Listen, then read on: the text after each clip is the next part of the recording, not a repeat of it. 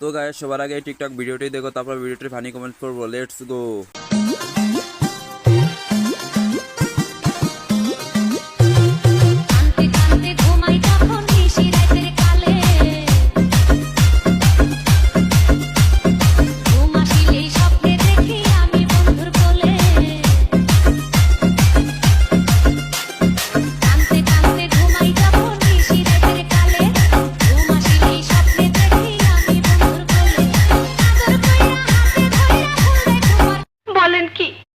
तो चलिए शुरू करते हैं। লিচু গাছে ডাব কেন?